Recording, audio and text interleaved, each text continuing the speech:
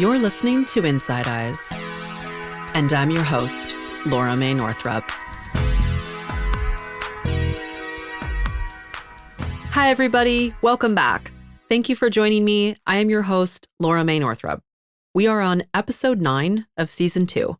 If you are starting this series for the first time, please note that this series is roughly designed to be listened to as a sequential series, as well as individual episodes. At times, there are topics covered in one episode and then expanded on in another. Essentially, a lot can be gathered by listening to the entire series in order. I encourage you to start with the first episode in this season entitled Welcome Magic. And for anyone listening who may have questions related to the different issues and topics I am covering this season, I want to let you know that I will be doing some free online live Q&A sessions. The dates for that are going out on my email list. And before I go on, I want to share that I wrote and published a book. My book is called Radical Healership: How to Build a Values-Driven Healing Practice in a Profit-Driven World.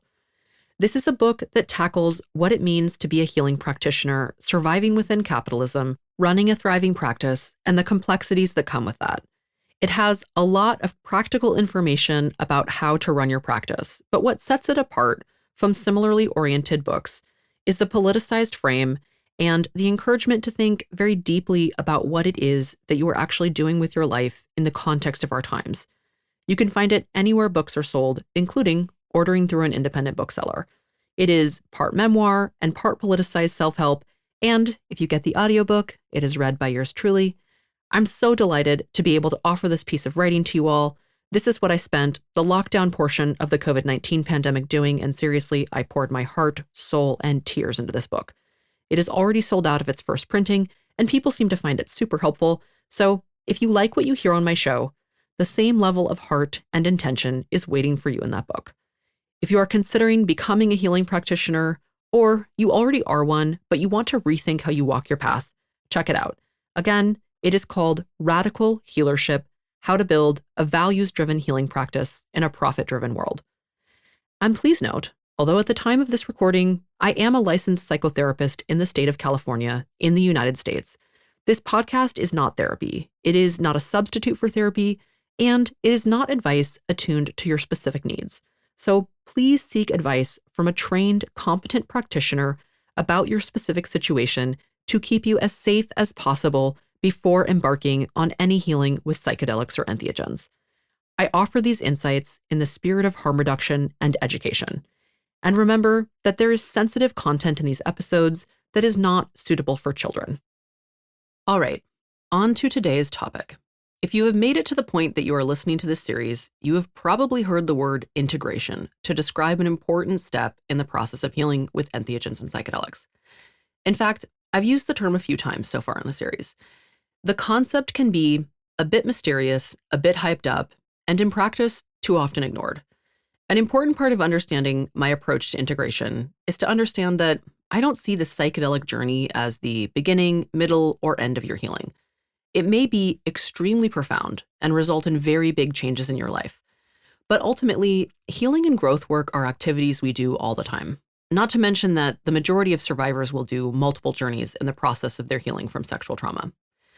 Moving away from an I am broken and then I heal and I am whole narrative, I'm more interested in thinking about human beings as complex systems that require ongoing maintenance and attention to stay relatively okay. Sometimes I liken this to eating food. You don't get hungry once in your life and eat and then say, all right, took care of that hunger, won't be doing that again. Without critically challenging the narratives we are indoctrinated into under capitalism, you might think healing works like that. But you know what that is? Starvation. And this type of emotional and spiritual starvation leads to a population that is disempowered, not embodied, fully in emotional crisis, and lacking in wisdom. Because as I stated in an earlier episode, wisdom comes from the embodied processing of feelings. So, integration as a concept within the psychedelic healing world essentially means what you do after a journey in order to process and incorporate what happened in the journey into your life. But what I am offering is for you to understand your entire existence as an ongoing and necessary process of growth, and not simply something you do for a few weeks after taking a ton of mushrooms. Additionally, many people view the journey as complete after the effects of the medicine wear off. I encourage you to see the time period immediately after the journey, meaning that day, that evening, the next day, as a critical time to stay fully in your intentions and prayers. An opening has been presented, and you can stay with the gifts and transformational opportunities of it for longer than the period when you are most expanded. Practically speaking, integration can be concrete tasks, such as going to the doctor to take steps toward managing physical health concerns, quitting a job, or keeping your home clean. It could also be an orientation shift, like making an effort toward being more present with kids in your life or your loved ones. It could look like engaging in political work and living more in alignment with your values. It could mean integrating the wisdom garnered through the feeling cycle I spoke of in episode 3. One very cool thing about the immediate period after a journey is that many of these consciousness expanding substances offer you new neural pathways in your brain. Neurons that fire together wire together. So anything you can do to continue building those pathways helps to make them a permanent and physical feature in your brain. For example, if in the face of despair, you typically find yourself collapsing into non-action, but then in a psychedelic journey, you respond to despair with a feeling of deep love for the world. Intentionally returning to the practice of loving kindness will help to maintain and strengthen that orientation moving forward.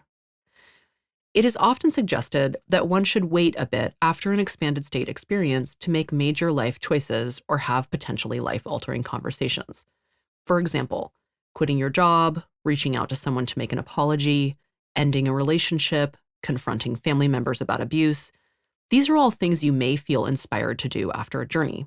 However, it may be wise to sit with these impulses for a bit in order to cultivate intentionality and decide how and when you want to go about each of them. Remember that when you come out of a journey as a changed person, ready to make new choices and behaviors, you are returning to a life that is largely the same and loved ones that did not just have a world-expanding experience. It can be hard to re-enter and realize that the people around you have not changed dramatically, and they might need some time to adjust to your changes. Often when people exit expanded states, they continue to be in a very open place and need to be mindful to protect themselves. For example, you might feel a deep sense of love and feel certain your sibling is finally going to support you when you tell them about a family member who abused you, but then feel profound shock and despair if the opposite occurs. Giving yourself time to really think through your actions can be a great way to care for yourself post-journey. In some circumstances, post-journey time can be liberating and filled with joy. You may feel you are suddenly able to make all the right choices about your life and that you trust yourself 100%. However, integration can also be a very complex, confusing, and sometimes grueling or painful process. Transformation requires shedding layers of what is no longer serving you. Layers of defense mechanisms. It can make something that you were able to previously tolerate feel completely intolerable, because now you see clearly how much that thing is out of alignment with your well-being. It can be distressing to find that your life is suddenly turned upside down and possibly completely coming apart to be reordered and remade. Your emotional responses may surprise you. You may make changes that require you to find a whole new way of relating to yourself, to others, and to life in general. Not to get into a super duper played out metaphor, but here we go. I've been watching Gulf fritillary butterflies go from eggs to caterpillars to chrysalises to butterflies while finishing up the writing for this series. And what a perfect example of how transformation happens. These little creatures go through so many stages, and in each one, they look nothing like themselves in the others. And in the chrysalis stage, their entire body liquefies to become a butterfly. Transformation is literally that, transforming. If you are going deep into your healing path, you might need to cocoon yourself and turn everything into goo for a bit while you reorganize to become whatever magnificent stage is next for you. Many people have very profound experiences on entheogens and psychedelics and then simply cannot seem to take that healing into their lives. Making a powerful experience usable is a skill. This thing that I'm suggesting, that you view your entire life as an ongoing process of emotionally and spiritually feeding yourself to avoid starvation, takes a lot of work. And because colonization and capitalism have and continue to destroy access to stable community, nature, personal autonomy, downtime, and spiritually well systems of life, it takes even more work. Every day that you try to grow or become well, there is a system we live in that actively works against that growth. I'm here speaking this, so I believe growth is possible, but I want to situate our growth and collective empowerment in the conditions that we endure so that you can find some peace in knowing if you are struggling to do this work, it isn't about you being broken beyond repair. It is about forces much larger than you and I waging a war on our basic needs. As I said, making a powerful experience usable is a skill. A big factor in the difficulty of allowing an expanded state to be impactful is confusion about where power and agency reside. And within a capitalist system, this is not surprising. The majority of us are exploited for our labor power, and the process of losing our power to capitalist elites and governmental authorities is normalized.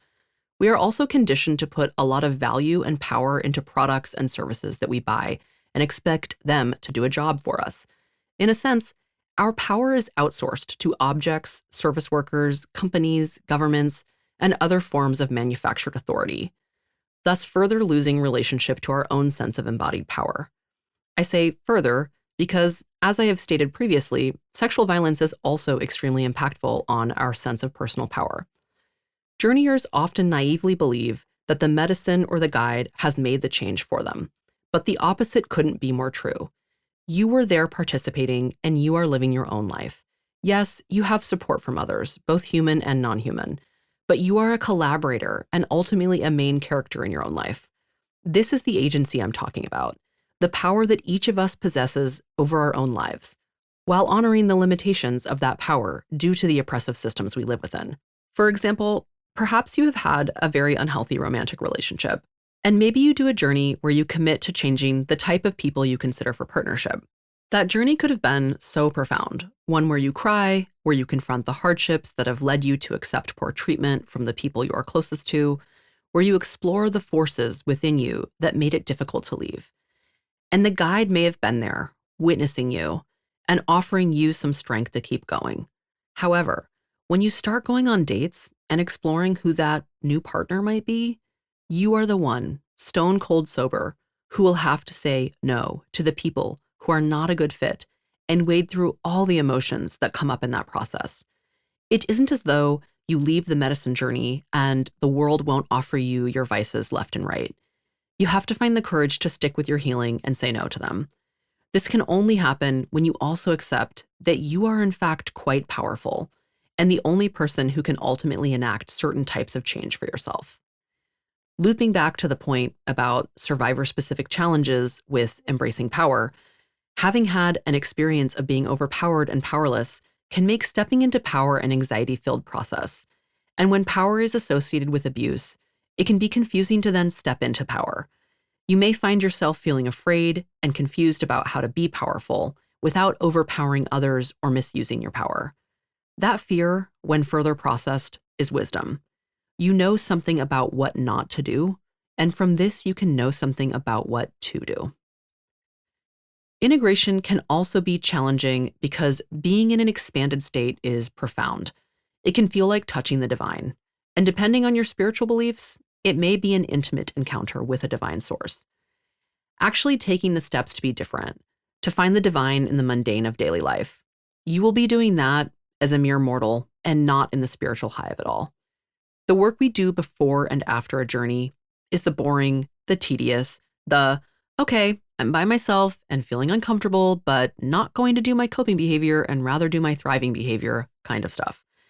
There can be a letdown or a come down after a journey wherein it feels disappointing to be back in this reality. Sometimes people even seek out more psychedelic experiences, chasing that exquisite connection with something so powerful and moving. This can sometimes be a form of spiritual bypassing.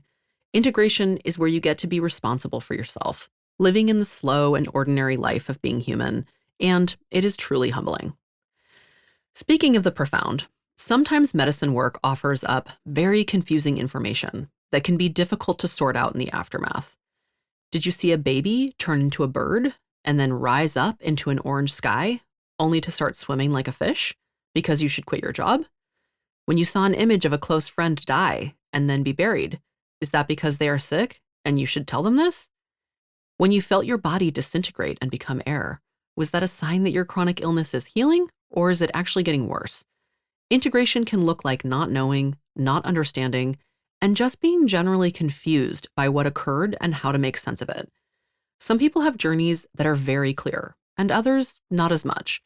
Some people have journeys that seem to be about one thing, and then in the months following their expanded state experience, they discover something else about how they move in the world has changed, entirely undetected by them at first. And while I think touching the divine, so to speak, is possible in a journey, a misleading notion about healing with psychedelics and entheogens is that the expanded state somehow has the ability to break past defenses and is always more powerful than the human ego, or that the truth will always prevail. However, that is either not true at all or not true all the time. Either way, I believe that healing in an expanded state of consciousness is always a collaboration between the medicine, plant, or substance and the person using that medicine, plant, or substance.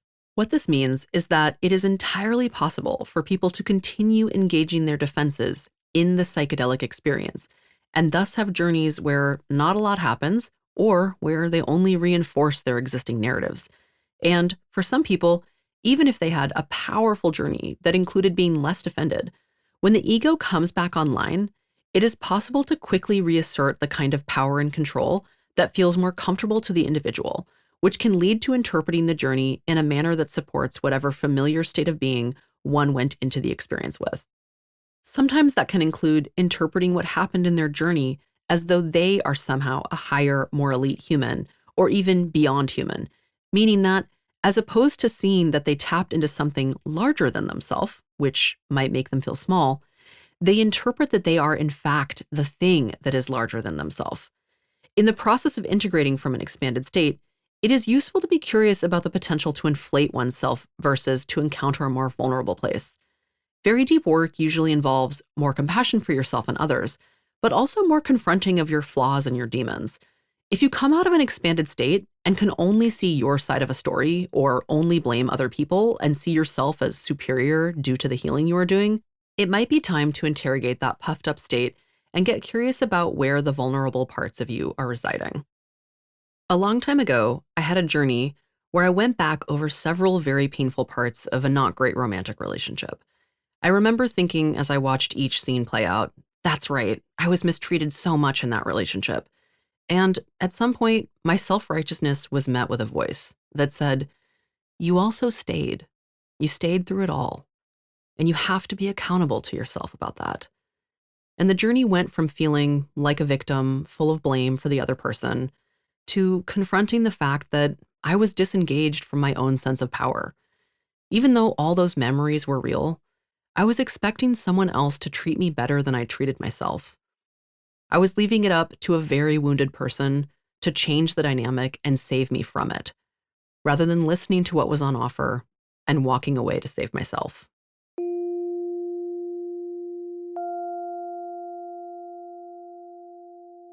I recently spoke with an integration specialist who joked that integration is just going to therapy. I laughed because while integration can be very complex, it can also simply be continuing to do healing work and living your life. I think what is essential in this process is that whatever healing modalities you utilize after a journey allow you to be honest about your journey and allow for many truths to be possible. If you suddenly have a spiritual opening due to being in an expanded state, and your therapist wants to interpret everything that happened to you as simply chemicals affecting your thinking for a few hours, you might struggle to integrate what occurred. If you leave your psychedelic experience and tell your doctor about it, and they respond by suggesting that you have a drug problem due to ingesting mushrooms for healing and you should seek out substance abuse support, that is not supportive of you sorting out what it all means going forward. And while integration is more than going to therapy, I do want to offer that you don't need to be overly precious about the process. You don't need access to every last supplement, a hot tub, massage, a facial, and an infinity pool to be spiritually aligned. But if you learn about integration from social media, that might be the message you are getting. Capitalism has consumed the healing process and sold it back to us as a luxury item. It is almost as if we could just purchase all this self-care and poof, you're healed. But in reality, integration looks like having hard conversations and being brave in your daily life. It isn't about filling the emptiness inside with products or healing services. All the tools I talk about in the episodes on journey prep are the same tools you can use to integrate the experience. I do want to take a moment to say, While not all therapy is a tool to reinforce oppressive systems, much of it inadvertently can be. Viewing all mental health issues as problems that originate from your family of origin or childhood trauma ignores systems of oppression that we are all constantly being impacted by. Overly validating your impulse to not be uncomfortable or to have boundaries with anything that bothers you supports narcissistic defenses and hyper-individualism, and it is simply a completely unrealistic way to live. Viewing inconvenience, annoyance, or discomfort as a lack of safety is common among trauma survivors, as each of these things does elicit some fear in the individual, and many trauma survivors have nervous systems that go into overdrive at the inkling of worry. But the key here is what level of fear, what type of danger, and how unsafe. Growth work includes increasing the ability to discern the difference between being worried and uncomfortable versus being terrified due to an actual threat or harm. Viewing inconvenience as something to be avoided or overly managed prevents us from growing and being interdependent, thus reinforcing systems that lead us to a lack of mutual care. The same mutual care we need to respond to the interpersonal violence this series is focused on healing. In the US, we are in a swirl of glorifying growth work in a manner that completely disconnects us from how to live in the nuance of being an individual within a collective context. Intimacy is inconvenient, uncomfortable, and frankly, often annoying. If your coworker or neighbor is annoying, bless them for giving you the chance to be annoyed, to feel something, to be in the intimacy of being annoyed. What an incredible thing to be in relationship and be annoyed by someone else. What would it be like not to push that experience away, but to embrace it? Yes, make reasonable boundaries, but no. The answer is not to never speak to the people around you, to not know the people who exist on the same street as you, the people who, if you had a medical emergency, would actually be the closest to you. I fell and broke my wrist during the lockdown portion of the COVID-19 pandemic. I had roller skates on, and without two usable arms, I couldn't stand up or unlace my skates. I was lying there, on the concrete, in the sun, my phone 10 feet away, with no way to get help. And you know who came to my rescue? My neighbor. Because yes, even when you try to control every aspect of your life, the moments when you are in great need, you might not be with the people who you expect. You might be at the mercy of a stranger. And what would it be like to live in a world where strangers were people we trusted and had an assumed level of responsibility toward? Healing is not always about controlling every relationship or about avoiding discomfort. It is about tolerating the emotional experience of real life and picking and choosing with great nuance how we relate to the world and those around us. Ironically, 3 years later, that same neighbor had a medical emergency, and I drove her to the ER. I did it without question. And yes, if I were to look at my life as though each minute needed to be only what I wanted it to be, only focused around my goals, you could say it was inconvenient to drive her to the ER. I had other things I could have been doing. If a therapist asks me what I want to be doing with my one precious life, I probably don't answer, driving someone to the ER on a Tuesday night and losing sleep. But if my life isn't about constantly monitoring my own comfort, then no, this was not inconvenient at all. It gave me great joy to care for her and let her know that in a moment of crisis, she could depend on whoever happened to be nearby. It may seem abstract, but the point I am making is that without scrutinizing the methodology, individual therapy can easily be about over-validating the need to avoid discomfort rather than supporting the ability to tolerate it and find workable solutions, even if that workable solution is simply acceptance. Survivors often have very complex relationships with the act of relating to others and can struggle to know what is safe and what is not. That can lead to either not protecting oneself enough or overly protecting and withdrawing from people. Sometimes that looks like never being vulnerable, rather than discerning when vulnerability would be met well. Or it could look like having very little filter and being vulnerable with people who cannot respect your vulnerability.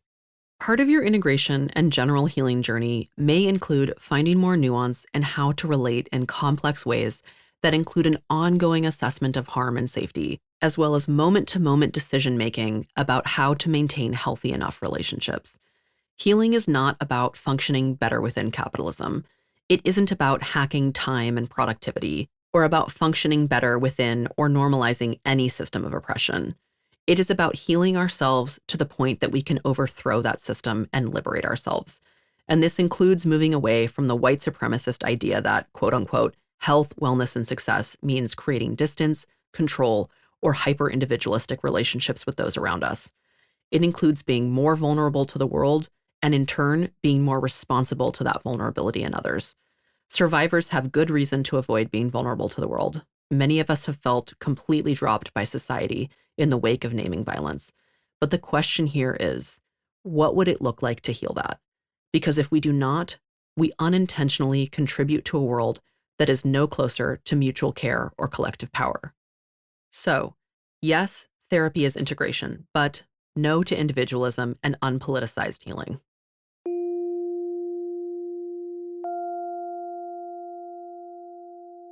Okay, moving along, another form of integration support are meetings called integration circles. These are spaces online and in person where people come together and talk about their use of entheogens and psychedelics and get support. The format and cost can vary widely. Sometimes these circles are led by professional facilitators, and other times they are peer-led. The cost ranges from similar to the price of group therapy to being totally free of charge or by donation. The downside of integration circles is that often they allow commenting on what other people have shared with fairly loose boundaries around that. What that means is that you have to ask for your share to not be commented on, or be able to say no or stop someone if you are not comfortable with what they're saying. While this might be easy for some folks, many survivors really struggle with saying no. And unfortunately, if you share about sexual violence in a space like that, it may activate other people's stuff around sexual violence, and they may struggle to engage in a helpful way. For example, wanting to save you, wanting to interpret your journey in a way that is not consensual, wanting to give you resources that don't feel attuned to your needs, and sometimes even wanting to blame you or say something quite toxic about sexual violence. I remember I once gave a talk, and someone came up to me afterward to tell me how meaningful it was. Then the person launched into a diatribe about how women are actually asking to be assaulted. My sense was that this person was so unconscious, they didn't even realize how twisted or harmful it was to say this stuff to me. It felt as though if they could really speak from their heart, they would say, "I'm so turned upside down from what I just heard you talk about, and I want to show you how much toxic stuff is going on in me around this that I cannot make sense of. Can you help me with that?" For me in that moment, that was not surprising or out of the ordinary. I've encountered a lot of people being triggered and struggling after I speak publicly about sexual violence, though it was a bit more extreme than what I usually hear. However, if I was in an integration circle, vulnerably sharing about my process, this could be a challenging and painful experience. So be mindful about what you share and what is happening in the space. Even if you don't share a lot of details, it can still be helpful to be around other folks doing similar work.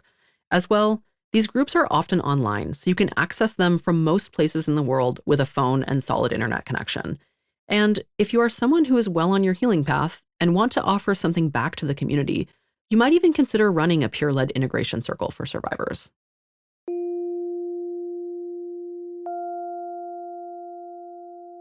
I want to turn now to talking about two types of experiences that survivors sometimes have in working with expanded states of consciousness. The first is when the journeyer re-experiences aspects of violence they have previously endured. And the second is when an awareness or information emerges about potential previously unknown or unclear harm, sometimes referred to as recovered memories.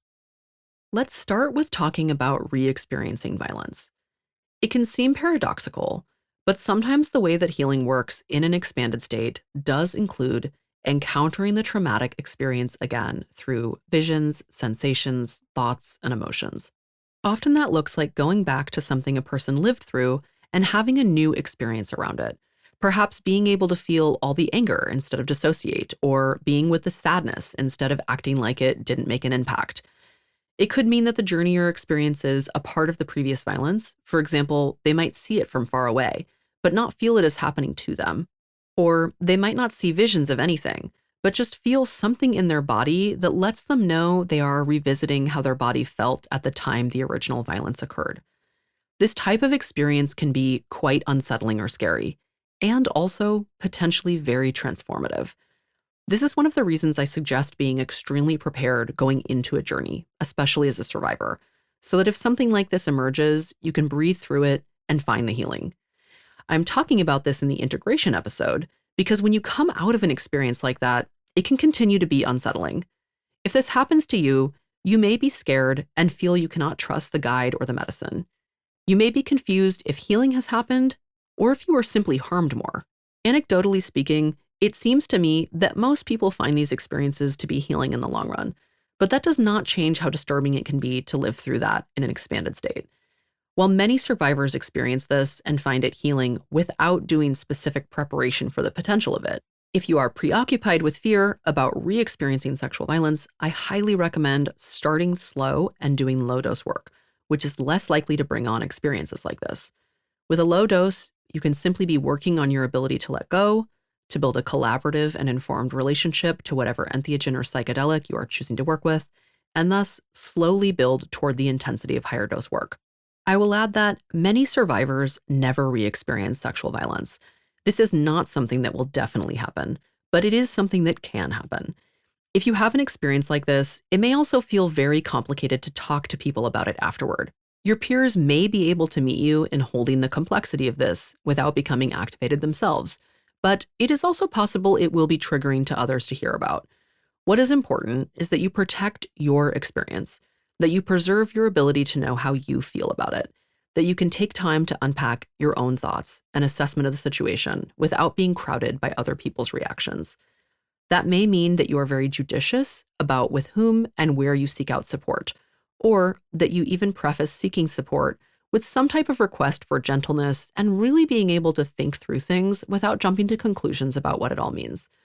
Some people hold beliefs about what should and should not happen in journey work, and if one of those people tells you what happened was wrong, that could potentially disturb or damage your process. Only you can determine if something was healing for you or not. And when you exit the journey, confusion about what was healing or what needs to happen next can last for some time. This is especially true because the healing that expanded state work produces can unfold for months and even years after a journey. If you re-experience violence during an expanded state and you feel some confusion about it, I encourage you to be patient with not knowing, allowing things to settle with some grace and curiosity, and to seek out additional support if needed.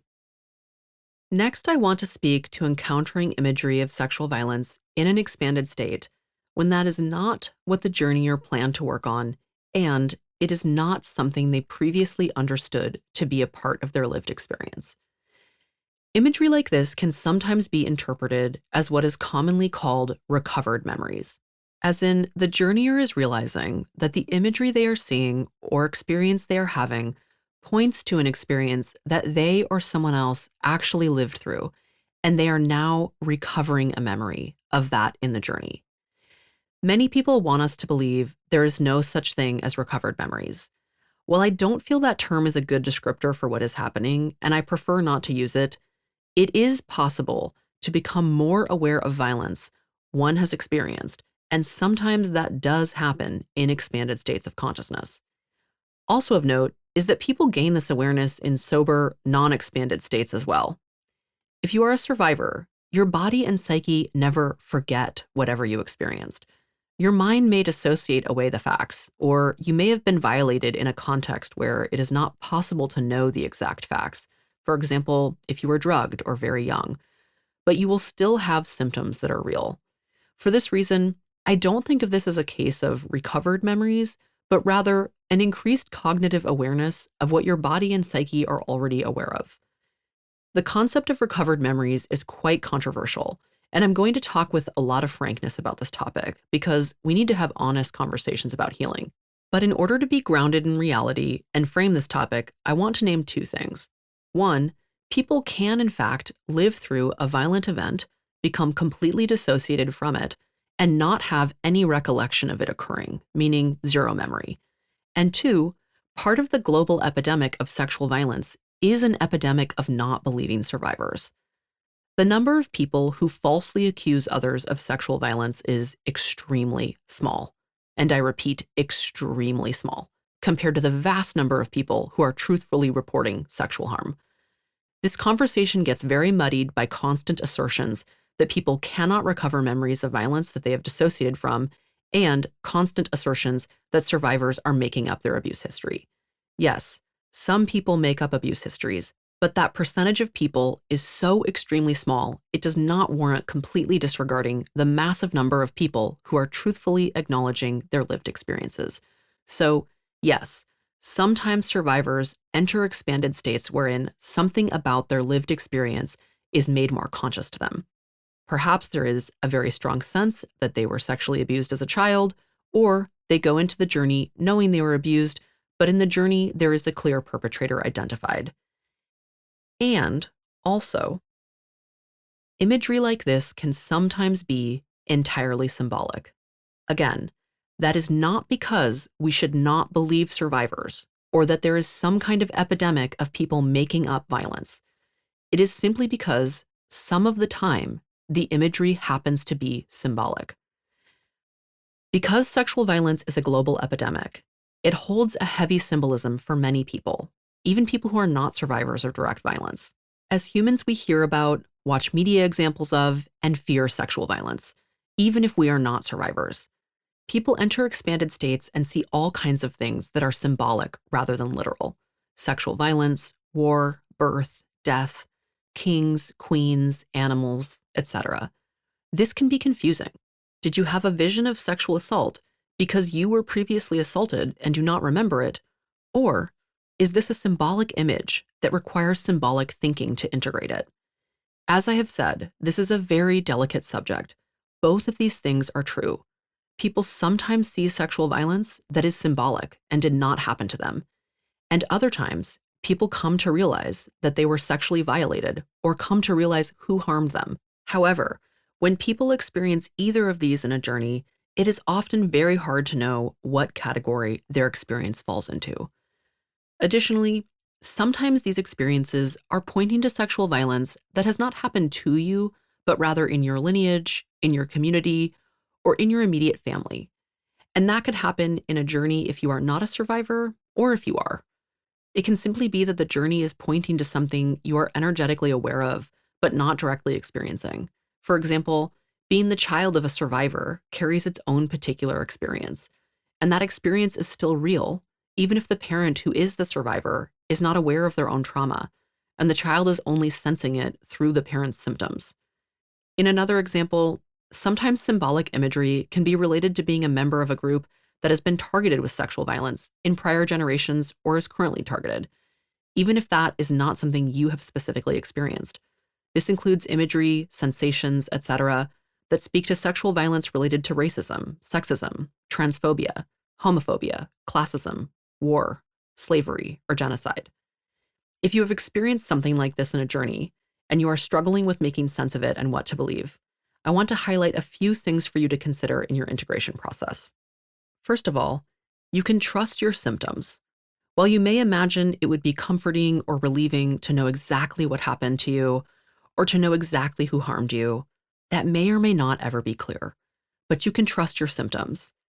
If you just feel really off about someone in your family, but you are not sure why, you can still trust that you feel really off without coming to a concrete conclusion about why. If you have a strong sense that you never want a certain family member to be alone with your kids, you can trust that, for some reason, you don't want that person to be alone with your kids. If you have a lot of anxiety about sex and you are not sure why, you can trust that you are actually having anxiety about sex, and it is okay that you are not sure why. You don't have to know everything that happened to you in order to honor the symptoms that you have. And you can do all the same healing work as someone who has those symptoms and also has memories, even if memories never materialize for you or you have some experiences from journeys that you don't completely understand or know what to make of them. If you seek out professional support, the healing practitioner you work with does not need to solve the mystery. They should not be treating your visions or journey experience like something to decode.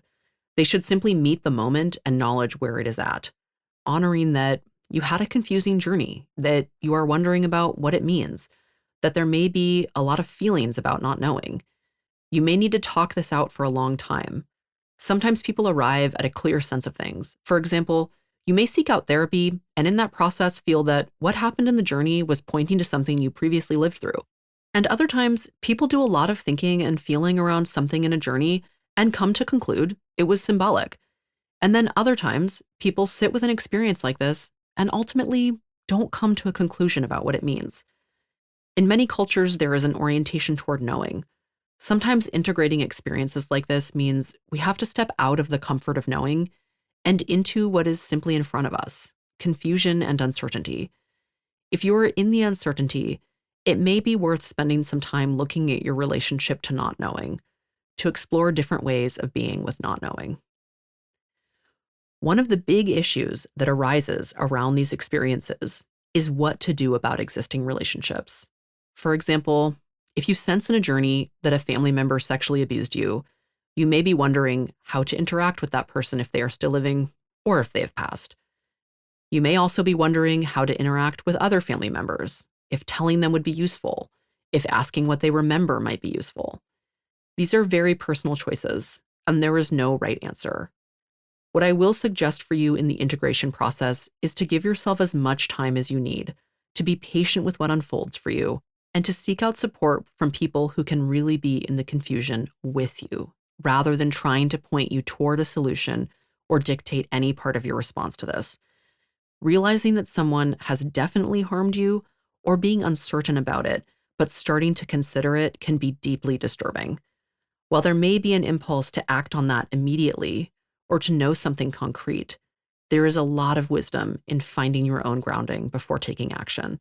That might be something that happens for you in a matter of days after a journey, but it might also be something that takes some years to come to.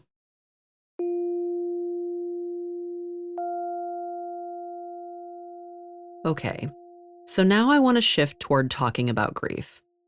The kinds of things people go to a medicine journey for are usually the big ticket items, and that often means that when you re-enter your life, that you will be letting go of things that are hard to say goodbye to. It is important to let yourself grieve that. It is okay to grieve a substance that you love, okay to grieve losing a friend that you had an unhealthy relationship with, even if it was your choice to let the relationship go.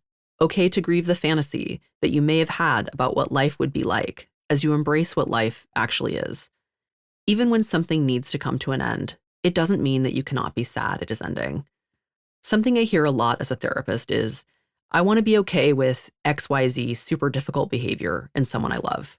Examples of that: my partner is lying to me, but I don't want to have a response to that anymore. My best friend blows up at me and doesn't listen to what I have to say, but I want to be okay with that.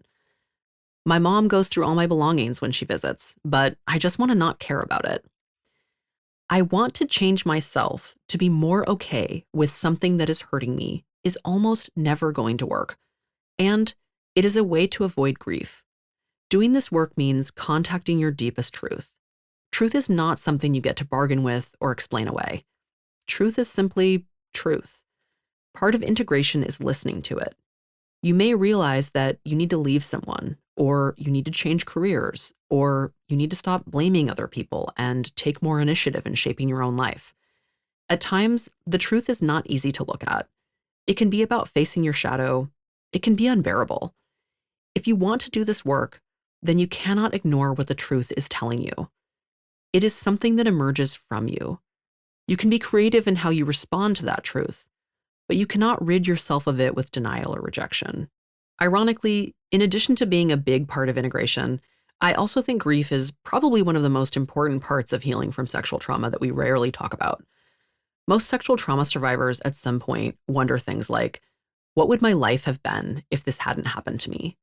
Who would I have been? What different choices would I have made? Because the facts are that sexual trauma completely changes one's life.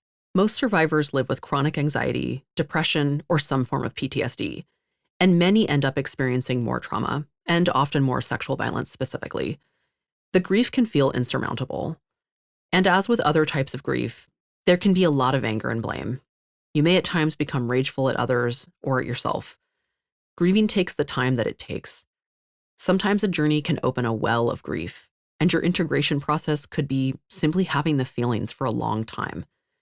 The key here is letting them happen, staying out of denial, and just allowing the process you need in order to make it through the wave of emotion and find the meaning in it all.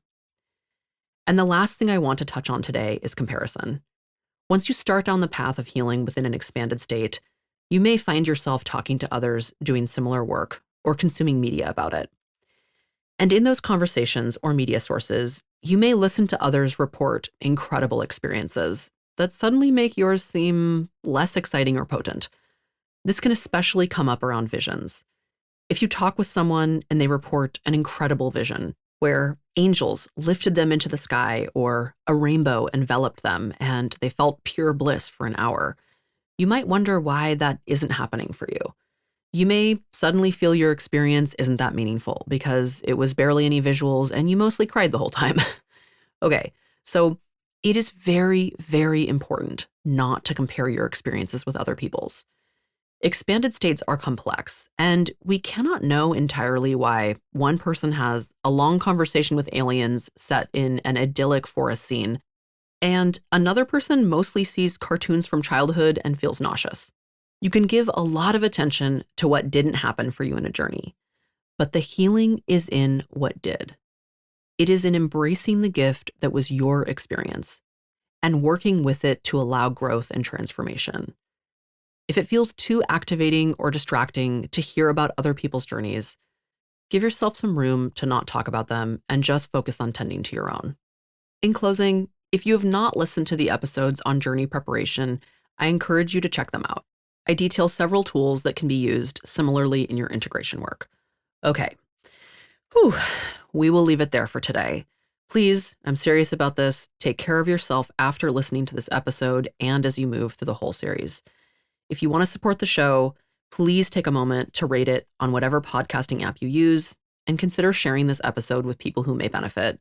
Thank you so much for supporting this work. I teach occasional classes, offer group and individual consultation to clinicians around the world, and provide psychotherapy to people located in California. If you are curious about my offerings, you can find out more information and contact me via my website, lauramaynorthrup.com. And here's where I give out my social media handles, but I want to say a little something about social media. You only see what ends up being popular enough to come into your feed the days that you look at the app, an app that is controlled and censored by capitalist elites. If you want to ensure you hear about ways to work with me, learn from me, or get healing support, join my email list. I send very few emails, like less than 5 a year. You can find it on my website, lauramaynorthrup.com, or there's a link in the show notes. And if you want to see memes and leave things up to social media fate, find me on IG at Laura May Northrup. And don't forget, I have a new book out, Radical Healership. Check it out, link in the show notes. Okay, until next time.